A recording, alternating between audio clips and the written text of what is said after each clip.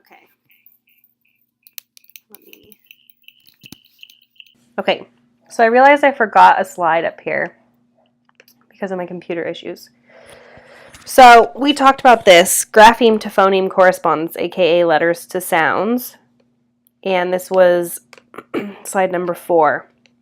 So this goes through what we hear versus what we maybe see and hear, and then just the letters and what sounds they make, right? So spoon. And this relies on how well they establish print and phonological awareness in preschool, so they really learn these skills in preschool, and this is why early language development is critical. So let me go back to slide 18. Okay. Acquisition of metalinguistic competence. So this is the ability to think about and analyze language as an object of attention. What does that mean?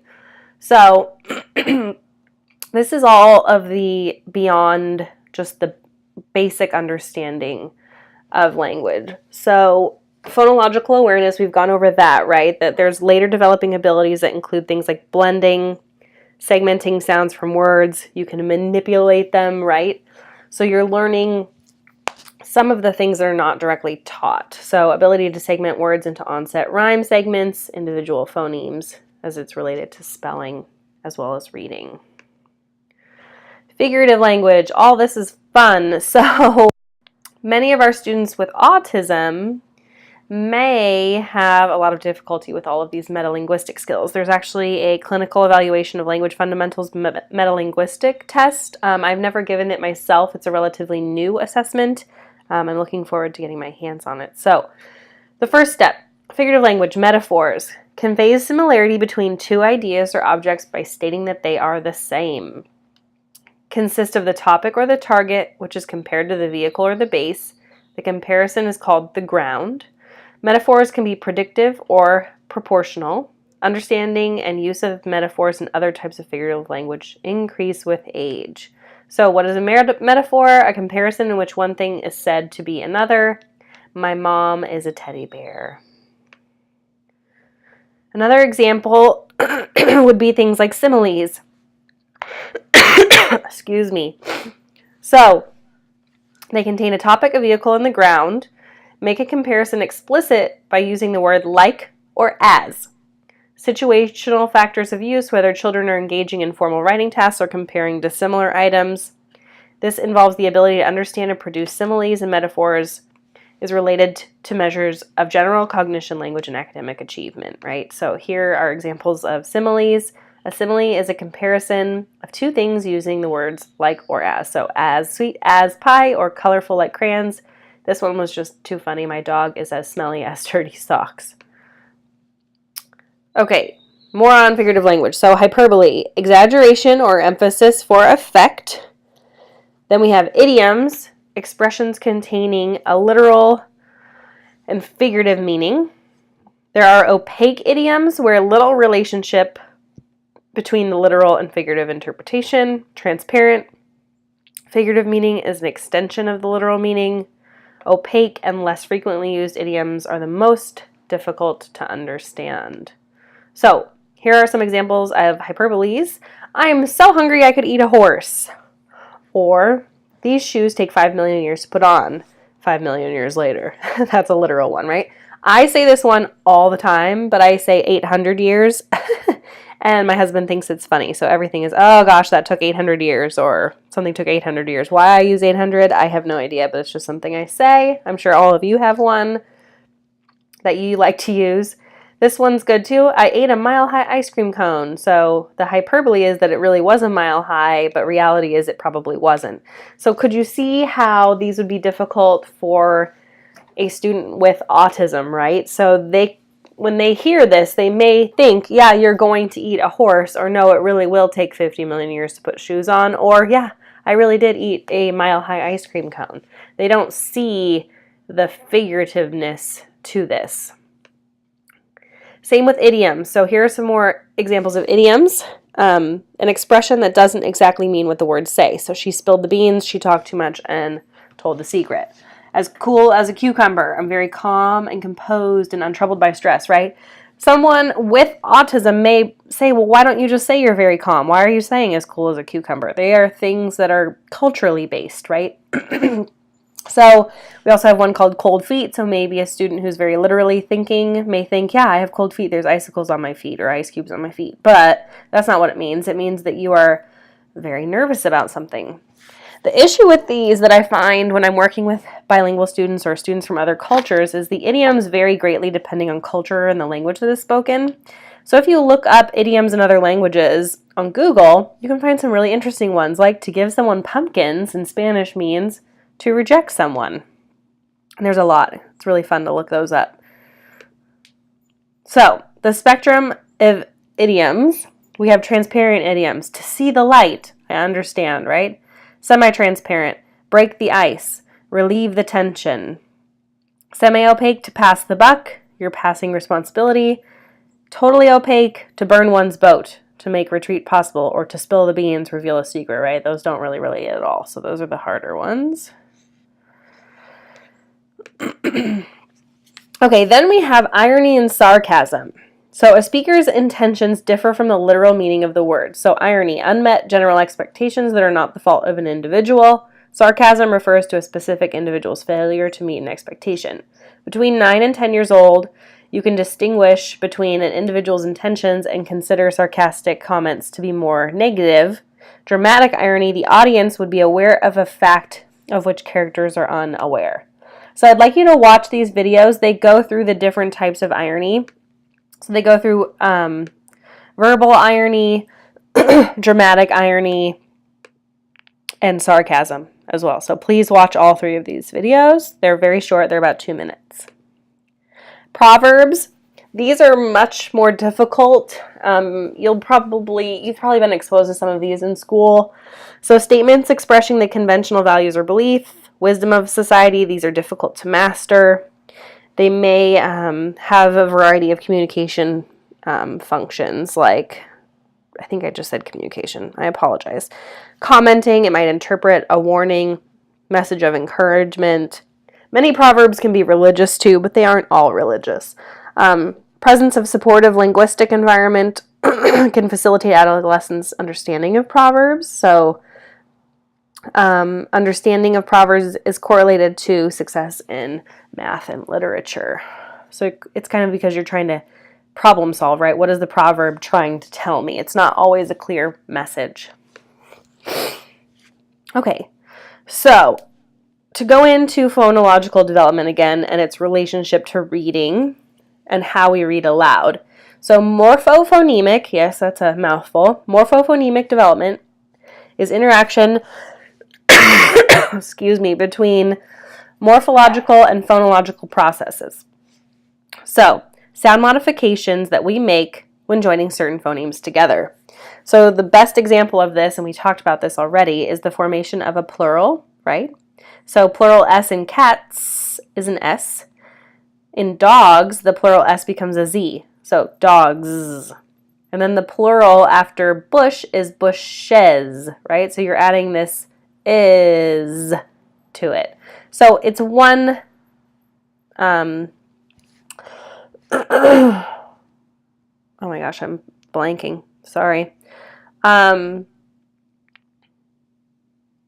It's one morpheme, but it's one grammatical morpheme with 3 different sounds. So the morpheme is the same, but the sound it makes is different. This is the same for words like pounded, right, versus walked. So the end of those words, the grammatical morpheme is the same, past tense ed, but the sound is different. So in walked, we have a T, and then in the word pound, we have pounded. So it makes more of a D sound. Okay, there are some other ones like finger versus singer, right? There's more of a G sound in finger. Reduced vowel and word stress, so anemone. And then syllable structure is often more identifiable than phonemes. So these are more things that can complicate, right? So if a student doesn't understand this is a Z, they may say dogs or bush. It'd be hard, right? So you'd notice right away. More on morphological development. The morphological awareness abilities are associated with receptive vocabulary, word reading level, and spelling. Derivational prefixes change the word's meaning. Derivational suffixes can change the word's form, class, meaning, or both. So these are the derivational morphemes, right, that we learned. So things like right, like unfriendly, or suffixes like y or l, like you're friendly. Complex syntactic development. Developmentally advanced grammatical structures that mark a literate language style. Examples: noun phrase post-modification with past participles, a dance called the waltz. We have complex verb phrases using the perfective aspects. Stephanie has arrived from Vancouver, or adverbial conjunctions like only or consequently. More on this. Development of complex syntax is related to the complexity of the caregiver syntax, right? So again, this is the input-output model, where the more complex the syntax is going in, the more the child's output will be more advanced. Children use complex syntax in writing, usually in persuasive writing. Adolescents participating in a narrative task that involves listening to fables and retelling them exhibit greater syntactic complexity than in conversation. And then lexical development. This is semantics, right? So vocabulary skills. So by graduation from high school, a student's vocabulary is about 60,000 words. That's pretty incredible. Children do not begin to use dictionaries to learn word meanings until about 2nd grade. And do kids even use dictionaries anymore? They probably just use the internet, right? Contextual abstraction, using context clues in spoken and written forms to determine the meaning of unfamiliar words. And again, this is another thing that we've talked about, that if I said the snargle bopper grows on a tree, it's red and I can eat it, you would probably figure out that it's a fruit and it's probably something like an apple, right? So you're taking clues from the grammar of the sentence to try to help you figure out an unfamiliar word. Pragmatic inferences. So again, this goes back to autism. So we talked quite a bit about the lower levels or like the early signs of autism. But in higher functioning students with autism or on the autism spectrum disorders, this is when you would start to see more deficits. So say around in 3rd grade and beyond, things start to get more figurative, more abstract. You have to start making more inferences. Things get harder. So pragmatic inferences bring an individual's personal knowledge, world knowledge, or background knowledge to the text or to whatever situation. And then there's logical inferences that use only the information that the text provides and are more difficult to make than pragmatic inferences. Older children are proficient at using both morphological information and context clues to determine words' meanings. This is where we also get into understanding the multiple meaning words. So some words, quite a few words actually in English, have multiple definitions, and some have similar meanings. Difficulty understanding secondary meanings of words that bear little or no relation to the primary meaning, and it may require lexical or metalinguistic knowledge, right? So if I say, look, duck, that might be, look, duck, there's a ball coming, or look, an actual duck in a pond, right? There's also slide, bow, or bow, base, or bass, bat, right? I see a bat. Which bat? What kind of bat? You'd need some kind of knowledge from the sentence that comes before or after it to find out what I'm talking about.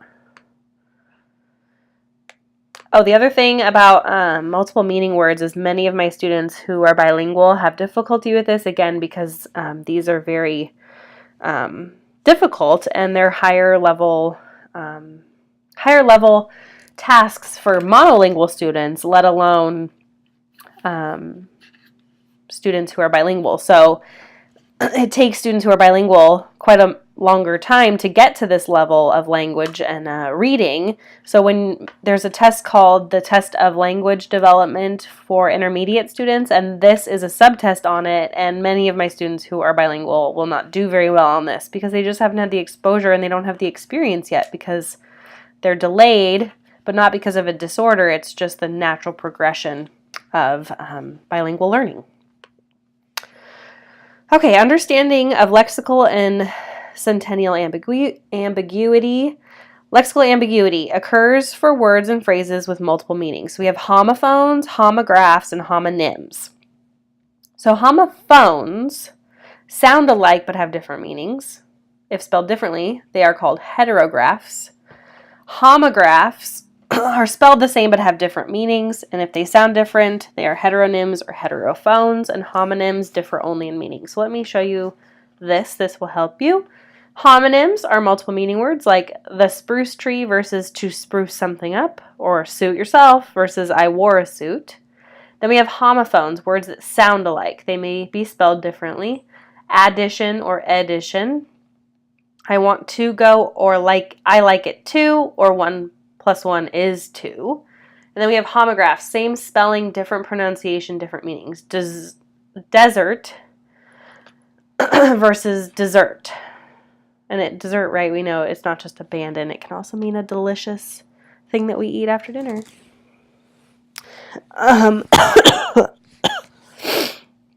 Okay. So let me go to the next one. Lexical ambiguity is used in jokes, riddles, comic strips, newspaper headlines, bumper stickers, and advertisements. Students with weak oral language skills are less likely to notice lexical ambiguities and are less likely to seek clarification, leading to a communication breakdown, right? So this is like play on words type of things.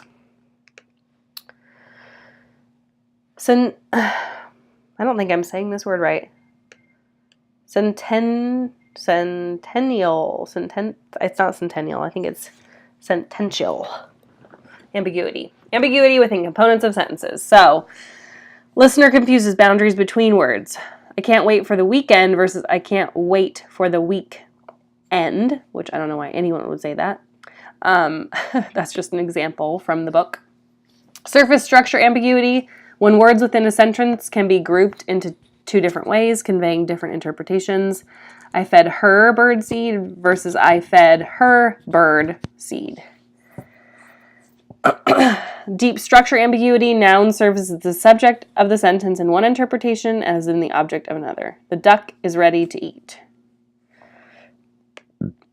Development of literate language. Language that is highly decontextualized must rely on language itself to construct meaning. Children who talk to learn are at the literate language end of the discourse continuum. Okay, so there are 4 specific features of literate language. We have elaborated noun phrases, a group of words consisting of a noun or one or more modifiers. So this includes articles, possessives, demonstratives, quantifiers, WH words, and adjectives. By age 11, children can produce elaborated noun phrases with post-modification, like a girl with red hair or the dog with white spots. Then we have adverbs, a syntactic form that modifies verbs and enhances the explicitness of actions and even descriptions. Provide additional information about time, manner, degree, place, reason, affirmation, or negation. So an adverb tells us more about a verb. An adverb describes or modifies. Many adverbs end with the suffix ly, but not all, and they tell us how something happened. Then we have conjunctions. These organize information and clarify relationships. So there's coordinating conjunctions like and, for, or, yet, but, nor, so, right? And this is the fanboy, right? For, and, nor, but, or, yet, so. And then we have subordinating like after, although, as, because, and there are more types of conjunctions. You can look them up. There are whole tables, but really all I want you to know for this class is coordinating versus subordinating. Then we have the mental and linguistic verbs refer to various acts of speaking and thinking. So there are mental verbs, right, that occur in your brain. These things don't actually happen, right? Like thinking, knowing, believing, imagining, feeling, supposing, decide, I forgot, remember. And then there are linguistic verbs like I'm doing something, like saying, telling, speaking, shouting, and all of that. Okay, so language use. We have functional flexibility. the ability to use language for a variety of communicative purposes or functions. School-age children must be able to do this. Compare, contrast, persuade, hypothesize, explain, classify, and predict. Then we have expository discourse, so language that is used to convey information about a specific subject. Domain-specific knowledge is associated with comprehending expository text. Remember, expository text are things where we're learning about something. We're not just reading stories, it's reading to learn. So expository text that is highly coherent is generally easier to comprehend and easier to understand.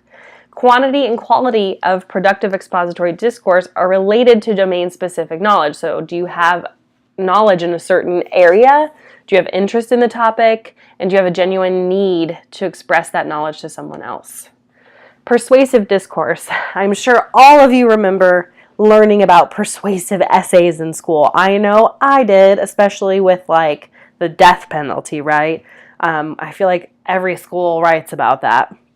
So, persuasive discourse is used to convince another listener or an audience to adopt a certain stance or take action. A speaker must be flexible to adjust to relevant interpersonal and situational factors. Children's ability to lie improves in the school-age years, and children with better theory of mind are more effective at lying because they can take your perspective and figure out what you're getting at, right? Okay, so more on persuasion.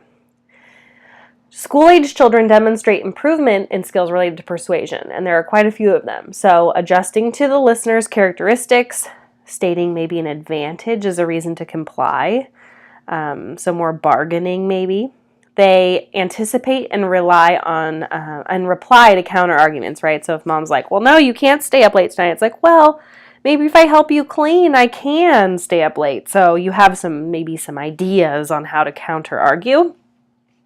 Use positive strategies like politeness and bargaining strategies, like I said, to increase compliance. And they start avoiding negative strategies like whining and begging, right? So like the little cat down there, Puss in Boots, he's going, pretty please, using like little kitty eyes.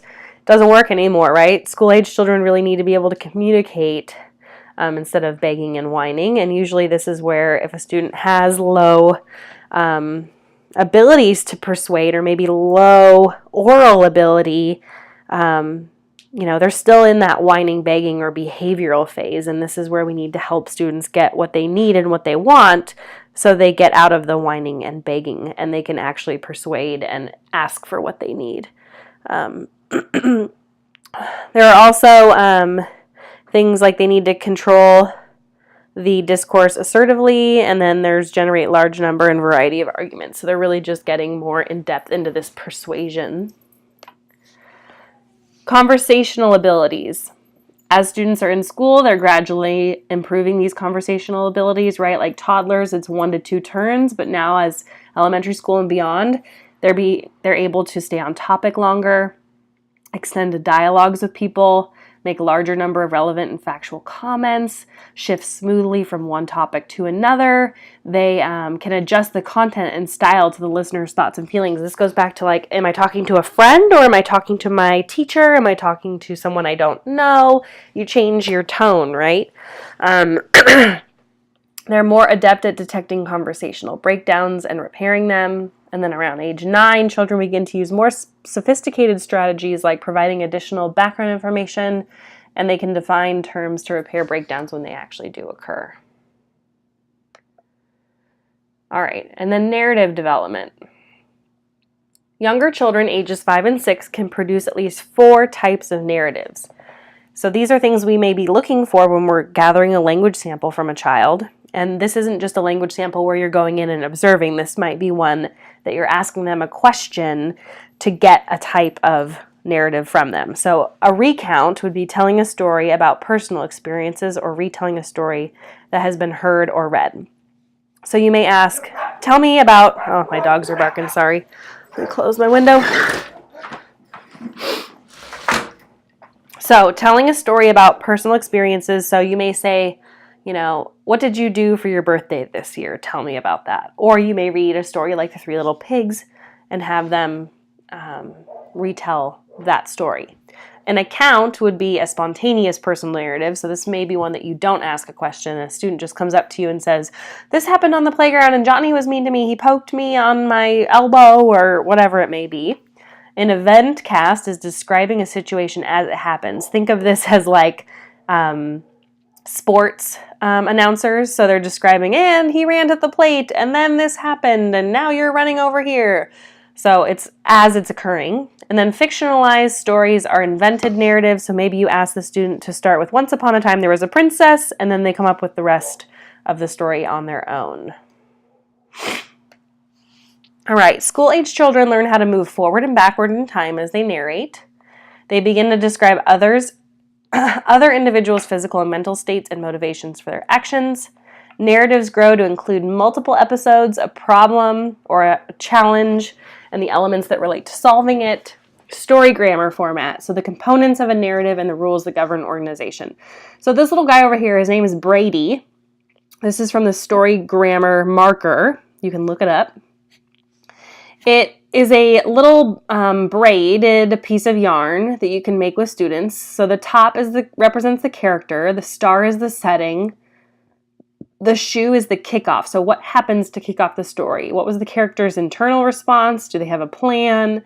What are the attempts or the actions to fix this problem? What is the consequence, and how do they reach a resolution? There are also simplified versions of this as well. This is the more advanced one. I've made some using paper cutouts that I had at work and just a piece of string. So the character was a teddy bear. The setting was maybe a school house to represent where, right? And then character setting, we had the time, right? So maybe when did the story happen? So time and place. So I had that on there. And then instead of all of this extra stuff, I may just have a first, next, last. So what happened first in the story, what happened next, what happened last. So that may be for younger students, like kindergarten, first grade level, whereas this may be third grade and beyond, using this more complex. Okay.